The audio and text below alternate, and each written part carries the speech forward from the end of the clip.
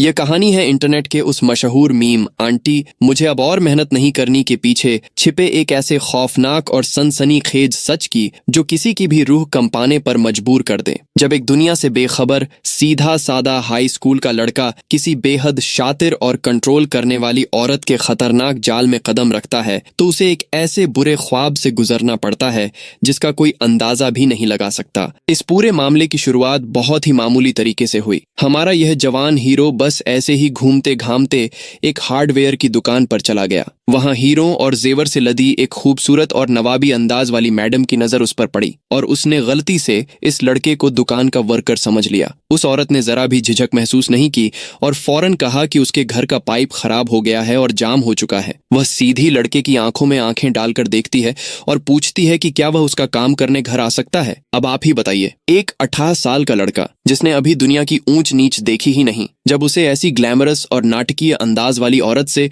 अचानक इतनी अटेंशन मिले तो वह इन लालच देने वाले नखरों से कैसे बच सकता था। खास तौर पर जब उसने उस औरत को स्टाइल से जाते देखा तो उसके सर पर अलग ही भूत सवार हो गया। जज्बाती होकर बिना कुछ सोचे समझे वह सीधा उसकी शानदार ओपन टॉप कार में जाकर बैठ गया। डायरेक्टर ने यहाँ बहुत ब्राइट और वार्म कलर्स का इस्तेमाल किया है ताकि देखने वाले को लगे कि लड़का किसी लग्जरी लाइफ का मजा ले रहा है, लेकिन सच तो ये है कि छुपकर देखने वाला कैमरा एंगल पहले ही इशारा दे रहा था कि फंदा अब उसके गले में कस चुका है। औरत ने गाड़ी में बैठते ही ड्रामा शुरू कर दिया कि अरे जरा सब्र करो, मुझे पहले देखने दो कि टेम्परेचर तुम्हारे लिए सही भी है या नहीं। पूरा 3 घंटे का टाइम निकलने के बाद वह लड़का आखिरकार अपने घर पहुंचा। मम्मी ने जब देखा तो उनका माथा ठनका। आखिर एक मामूली स्क्रू ड्राइवर खरीदने में कौन पूरा आधा दिन लगाता है। लेकिन फिर मम्मी ने सोचा कि चलो बेटा अब बड़ा हो गया है, 18 का हो चुका है, तो उन्होंने अपने दिल में उठते सवालों को वहीं दबा दिया। जैसे ही रात का अंधेरा छाया, हमारे हीरो ने खूब बन ठन कर बालों में जेल लगाकर शीशे के सामने खुद को सेट किया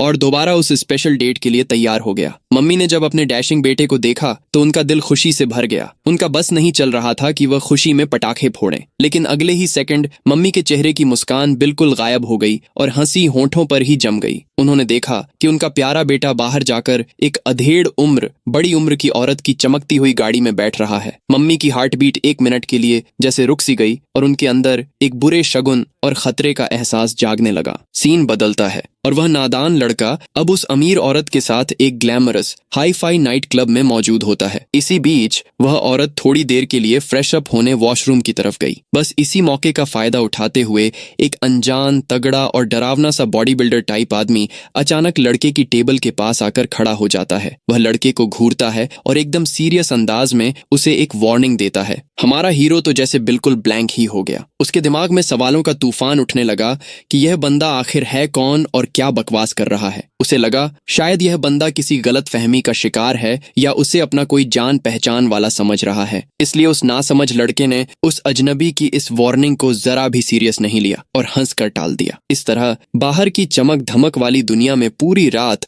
नाइट आउट और मटर गश्ती करने के बाद जब सुबह की पहली किरण निकली तब जाकर यह लड़का चुपके से चोरों की तरह दुबक कर वापस अपने घर में दाखिल हुआ। अगली सुबह जब माँ ने अपने बेटे की ढली हुई सूरत, आंखों के नीचे काले घेरे और मरी हुई रंगत देखी तो उनका कलेजा मुंह को आ गया। माँ ने घबराकर अपनी छाती पीट ली। उन्हें साफ दिख रहा था कि अगर उनका बेटा इसी रफ्तार से अपनी जवानी लुटाता रहा तो बहुत जल्द वह एक सूखा हुआ, खोखला और बेजान ढांचा बनकर रह जाएगा। माँ ने फौरन उसे समझाना शुरू कर दिया और बार बार हिदायत देने लगी कि वह खुद पर थोड़ा तरस खाए, खुद पर कंट्रोल करे और अपनी सेहत का ख्याल रखे। हमारा हीरो मुंह से तो हाँ हाँ करता रहा, लेकिन उसकी हालत वही थी। एक कान से बात सुनो और दूसरे से निकाल दो। जैसे ही माँ की नजर उस पर से हटी, उसने झट से करवट बदली और फिर से उसी अमीर, हसीन और चालाक आंटी की बाहों में रंग रलियां मनाने पहुंच गया। पूरी रात अय्याशी और थकान के खेल में गुजारने के बाद जब हमारा हीरो आधी रात को घर लौटा तो वह किसी टूटे हुए मलबे की तरह बिस्तर पर ढह गया और ढहते ही गहरी नींद में सो गया। तभी माँ उसके गंदे कपड़े समेटने आई। जेब से जब उसका फोन बाहर निकला तो माँ की नजर उसमें छुपे मैसेजेस पर पड़ गई। उस एक पल में माँ का जो शक था वह जमकर अंदर एक बर्फीली सच्चाई बन गया। उन्हें अपनी आंखों पर यकीन नहीं हो रहा था कि जिस मासूम पौधे को उन्होंने खून पसीने से सींचा था वह एक बेहद खतरनाक और जहरीले औरत के जाल में फंस चुका है। अब तो माँ का गुस्सा 7वें आसमान पर पहुंच गया। उन्होंने फौरन एक बहुत ही खतरनाक चाल चली और उस आंटी लॉरा को सीधा अपने घर खाने पर बुला लिया। एक तरह की जंग का ऐलान। जब लॉरा ने घर के दरवाजे पर कदम रखा तो लड़के के होश उड़ गए। उसकी आंखें फटी की फटी रह गईं। लेकिन जैसे ही उसे पता चला कि यह सब उसकी माँ की रची हुई साजिश है, उसने डर के मारे अपनी जबान बंद रखी और एक शब्द भी नहीं बोला। अपनी आंखों के सामने अपने नौजवान मासूम बेटे को उस ढलती उम्र की औरत का शिकार बनते देख माँ का बीपी सीधा 280 के पार पहुंच गया। खाने की मेज पर माँ ने उस औरत को उम्र के ताने मारने में कोई कसर नहीं छोड़ी। ताने मारे, नीचा दिखाया और उसकी उम्र की धज्जियां उड़ा दी। लेकिन सामने बैठी औरत कोई कच्ची खिलाड़ी नहीं थी। वह बेहद ठंडे दिमाग की, शातिर दिमाग वाली महारथी थी। उसने माँ के इन तानों पर अपनी पलक तक नहीं झपकाई। उसने बड़ी खूबसूरती से अपनी क्लास और रुतबे का पासा फेंका और बड़े ठंडे अंदाज में बस 2 ऐसे तीखे जवाब दिए कि माँ का चेहरा शर्म और गुस्से से लाल हो गया। माँ के पास पलटकर बोलने के लिए एक शब्द भी नहीं बचा। लॉरा गुस्से में दरवाजा पटक कर बाहर निकल गई। यह देखते ही हमारा बेवकूफ हीरो माँ को वहीं छोड़कर उसके पीछे पीछे भागा ताकि उसे मना सके और उसकी चापलूसी कर सके। अपने बेटे को उस अधेड़ उम्र की औरत के पीछे कुत्तों की तरह भागते देख माँ अंदर से पूरी तरह टूट गई। लेकिन माँ का यह बर्ताव सिर्फ जलन नहीं था। मनोविज्ञान में इसे motherly protective mechanism, maternal defence mechanism कहते हैं। जब भी किसी मासूम बच्चे पर कोई शातिर और कंट्रोलिंग शिकारी मंडराता है तो एक माँ की छठी इंद्री दुनिया के किसी भी लॉजिक या दिमाग से कहीं ज्यादा तेज काम करती है। अपने गुमराह बेटे को बर्बादी की इस आग से बाहर निकालने के लिए माँ ने अपने आत्मसम्मान को साइड में रखा और खुद उस अमीर औरत लॉरा के आलिशान घर जा पहुंची। माँ ने अपने सारे नखरे और अकड़ छोड़ दी। वह लगभग गिड़गिड़ाने की नौबत पर आ गईं। उन्होंने मिन्नतें करते हुए कहा कि वह दया करे और उनके सीधे सादे नादान बेटे को छोड़ दे। माँ ने कहा, वह अभी बहुत छोटा है। आपका यह अनुभव और यह उम्र की दीमक उसे अंदर से तोड़कर रख देगी। माँ को लगा कि अगर वह खुद नीची बनकर बात करेंगी तो शायद सामने वाली औरत का दिल पिघल जाएगा और वह तरस खा लेगी। लेकिन माँ की बातों में आया बड़ी उम्र या बूढ़ी जैसा इशारा उस औरत के जख्मों पर नमक छिड़क गया। लॉरा का चेहरा गुस्से से काला पड़ गया। बिना एक शब्द बोले दरवाजा मुंह पर बंद कर दिया। इस रुकावट को रास्ते से हटाते ही लॉरा सीधे लड़के के कमरे में घुसी। उसने अपना दबदबा दिखाते हुए हुक्म सुनाया, अब जब हमारे बीच सब तय हो चुका है तो देर किस बात की? फौरन अपना बोरिया बिस्तर समेटो और मेरे साथ मेरे घर शिफ्ट हो जाओ। लेकिन जब उसने थोड़ा और टटोला तो उसे एहसास हुआ कि यह लड़का तो अंदर से अभी भी अपनी माँ के पल्लू से बंधा हुआ है और अपने फैसले खुद भी नहीं ले सकता। अमीर आंटी का पारा चढ़ गया। उसने कहा, ठीक है, फिर तुम भी भाड़ में जाओ, और उसने लड़के को भी झिड़क कर बाहर का रास्ता दिखा दिया। दुम दबाकर अपने घर लौटा। यह नौजवान अंदर से पछतावे में जल रहा था। उसे लग रहा था कि उसने अपनी उस अमीर मालकिन को नाराज करके बहुत बड़ी गलती कर दी है। उसने जेब से फोन निकाला और माफी मांगने के लिए उसे कॉल मिलाने ही वाला था। लेकिन किस्मत का खेल तो देखिए, ठीक उसी वक्त माँ ने बड़ी चालाकी से उसकी क्लास की एक बेहद खूबसूरत और प्यारी लड़की को घर पर बुला लिया था। माँ तो अपने बेटे की नस नस से वाकिफ थीं। वह जानती थीं कि यह लड़की काफी समय से उनके बेटे को दिल ही दिल में पसंद करती है। माँ का यह प्लान इसलिए था ताकि दोनों को अकेला वक्त मिले और उनका बेटा उस झुर्रियों वाली अमीर औरत को भूलकर अपनी उम्र की लड़की के साथ नई शुरुआत करे। इतना ही नहीं, माँ ने बड़े दिल का परिचय देते हुए बेटे के हाथ में कुछ करारे नोट थमाए और कहा कि जाओ, इस लड़की को बाहर घुमाने ले जाओ और थोड़ा रोमांटिक टाइम बिताओ। लड़का माँ का यह प्लान समझ तो गया था, लेकिन वह अपनी क्लासमेट का दिल नहीं तोड़ना चाहता था, इसलिए वह उसके साथ बाहर चला गया। दोनों नदी के किनारे बैठकर अभी मीठी मीठी बातें कर ही रहे थे कि एक खौफनाक मोड़ आया। उन्हें अंदाजा भी नहीं था कि झाड़ियों के पीछे छुपी हुई वह अमीर आंटी उन दोनों की इस नजदीकी को अपनी आंखों से देख रही थी। जैसे ही वह मासूम लड़की अपनी कार स्टार्ट करके जाने लगी, लॉरा किसी चुड़ैल की तरह अचानक सामने आ धमकी। उसने बेहद जहरीले और खौफनाक अंदाज में उस लड़की को धमकी दी, मेरे इस छोटे से शिकार पपी से दूर रहना। ये अब पूरी तरह मेरी मुट्ठी में है। अगर अपनी भलाई चाहती हो तो फौरन इसके रास्ते से हट जाओ। अगली सुबह हमारा नादान हीरो अपना सर सहलाते हुए परेशान घूम रहा था। उसे समझ ही नहीं आ रहा था कि उसकी वो खूबसूरत क्लासमेट अचानक गायब क्यों हो गई और उसका फोन क्यों नहीं लग रहा। तभी उस सांस घोंटने वाली अमीर आंटी लॉरा का अचानक वीडियो कॉल आ गया। गया। जब लड़के ने सुना कि इस अमीर मैडम ने उसके लिए एक बहुत बड़ी कंपनी में मोटी सैलरी वाली नौकरी का इंतजाम कर दिया है तो वह खुशी के मारे फूला न समाया। वह झटपट सूट बूट पहनकर उसके आलीशान बंगले की तरफ भाग खड़ा हुआ ताकि अपनी किस्मत आजमा सके। फिल्मों की भाषा में कहें तो सूट बड़े बड़ों की दुनिया में कदम रखने का जरिया होता है। जब लड़के ने वह कसा हुआ सूट पहना तो उसकी आंखों में झलकता लालच और उम्मीद साफ बता रही थी कि वह अमीर बनने के लिए कितना बेताब था,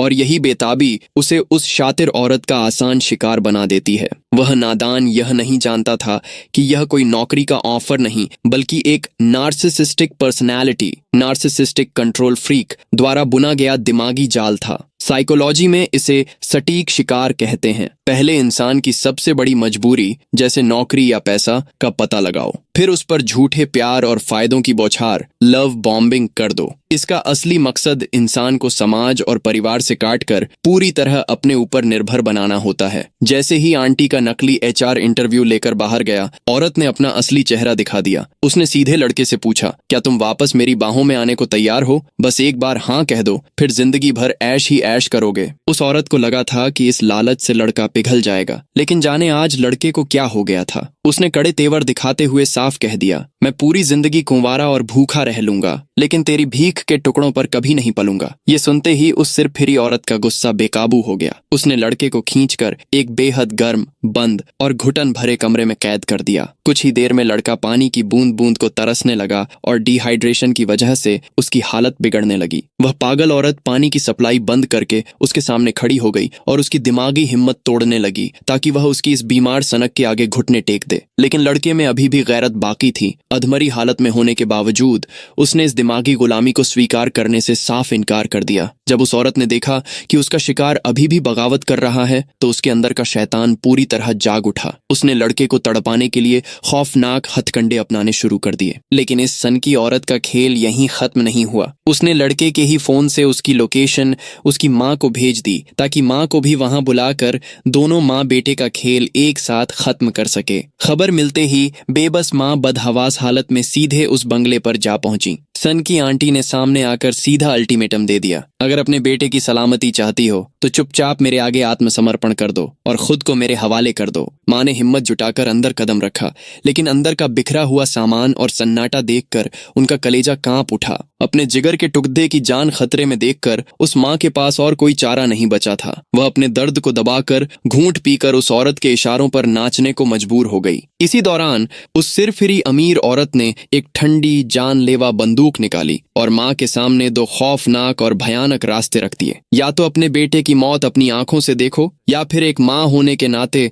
तुम खुद अपनी जान ले लो। इस दिमागी खेल में आज तुम दोनों में से सिर्फ एक ही इस जिंदा जहन्नुम से जिंदा बाहर निकलेगा। इतना कहकर वह पागल औरत दरिंदगी भरी हंसी हंसती हुई एक तरफ हट गई। एक माँ की विशुद्ध ममता। माँ ने बिना एक पल गंवाए बंदूक उठाई और सीधे अपनी तरफ तान ली। जैसे ही कमरे में एक जोर का धमाका हुआ, बाहर खड़ी उस जहरीली औरत को लगा कि उसका काम हो गया। वह जीत के घमंड में मुस्कुराती हुई कमरे में वापस दाखिल हुई और बड़े गुरूर के साथ नीचे झुकी ताकि देख सके कि उसकी दुश्मन पूरी तरह खत्म हुई या नहीं। लेकिन कहते हैं ना, तजुर्बे का कोई तोड़ नहीं होता। माँ उस औरत के खुदकुशी वाले जाल में नहीं फंसी थी। वह जो धमाका हुआ था वह सिर्फ एक खाली फायर था जो माँ ने उस चालाक शिकारी को पास बुलाने के लिए एक दांव के रूप में खेला था। ममता की असीम ताकत से भरकर माँ अचानक झपटी और अपने पूरे वजन का इस्तेमाल करते हुए उस सन की औरत का सिर कमरे में लगे उबलते हुए गर्म उपकरण पर जोर से पटक दिया। पलक झपकते ही बाजी पूरी तरह पलट गई। जो माँ कल तक सीधी और कमजोर दिखती थी, अपने बच्चे को बचाने के लिए वही माँ एक न हारने वाली योद्धा बन गई और उस औरत की सारी शातिर चालों को धज्जी धज्जी कर दिया।